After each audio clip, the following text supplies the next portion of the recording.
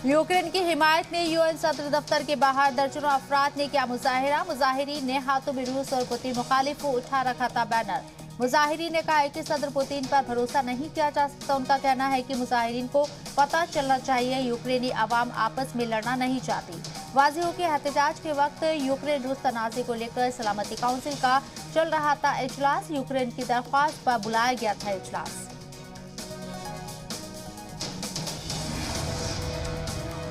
Poland के वजीर आजम मातेउस Morawiecki ने यूरोपीय कमीशन की सदर उर्सुला वान डे लेयन से की मुलाकात। ईयू की माली इमदाद के साथ साथ यूक्रेन रूस तनाज़े को लेकर दोनों लीडर ने की चर्चा। वाज़ेह हो कि गुज़िश्ता बुध को ईयू कोर्ट ने पोलैंड और हंगरी की उस अपील को खारिज कर दिया था जिसमें ईयू के फैसले को चैलेंज किया गया था। वाज़ेह हो कि ईयू ने आइन की पासदारी न करने वाले मुल्कों की माली इमदाद बंद करने की तजवीज़ पेश की है।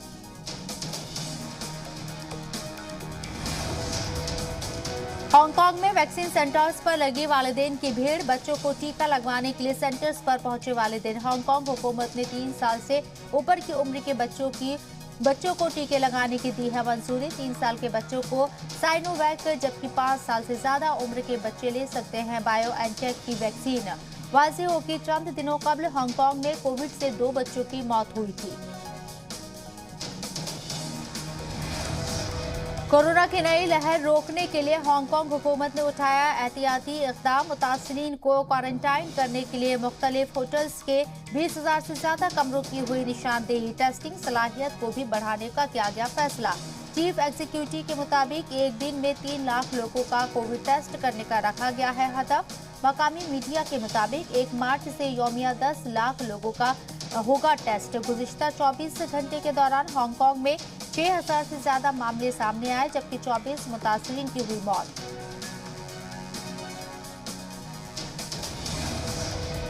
कोविड साब्तों में नरमी के ऐलान का ऑस्ट्रेलियाई अवाम ने किया खैर मकदम। सोशल डिस्टेंसिंग, मास्क और पब्लिक गैदरिंग के जाब्तों में हुकूमत ने दी राहत। नए जाब्ते के तहत सिडनी और मेलबर्न के नाइट क्लब्स में आज से रक्स व मौसीकी की होगी इजाजत। इंडोर हॉल और स्टेडियम में दाखिले पर भी पाबंदी हटाई गई। सिर्फ हाई रिस्क वाले मकामात पर होगा टेस्ट। इसी तरह पब्लिक ट्रांसपोर्ट, एयरपोर्ट और हॉस्पिटल में मास्क लगाना होगा जरूरी।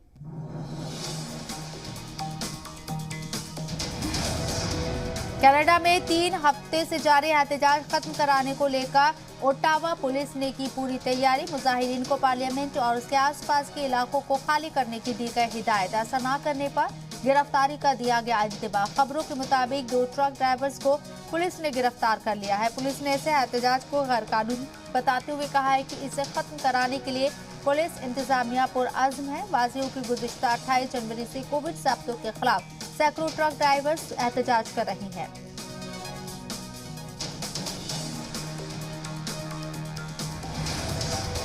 न्यूयॉर्क की रियासती अदालत ने स्टेट अटॉर्नी जनरल की अपील पर साबिक अमेरिकी सदर और उनके बेटे व बेटी को जवाब देने की दी हिदायत। 21 दिनों के अंदर हल्फिया बयान दाखिल करने की दी हिदायत। जज ने अपने फैसले पर कहा कि अटॉर्नी जनरल माली बदउनवानी के इल्जाम में डोनाल्ड ट्रंप, जूनियर ट्रंप और इवांका को समन जारी करने के हक बजानिब है। अटॉर्नी जनरल ने फैसले का खैर मकदम करते हुए कहा है कि इंसाफ की राह में कोई भी हायल नहीं हो सकता है।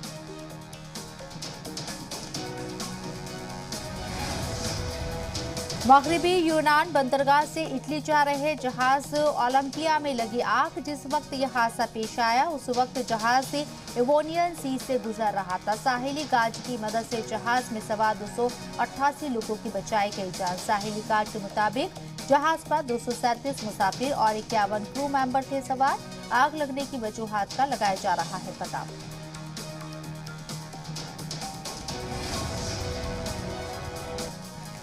मैक्सिको के सरहदी शहर टिजुआना में सहाफियों ने किया पुरजोर एहतजाज। सहाफियों के खिलाफ हो रहे हमलों के खिलाफ किया गया एहतजाज। सदर आंद्रे मैनुएल लोपेज से किया सहाफियों को तहफ्फुज कराने का मुतालबा। टिजुआना के 2 सहाफियों समेत 2022 में अब तक 5 सहाफियों का हो चुका है कत्ल। वाज़ेह हो कि हालिया दिनों में हुकूमत मुखालिफ रिपोर्ट को लेकर सदर लोपेज सहाफियों की काफी तनकीद कर चुके हैं।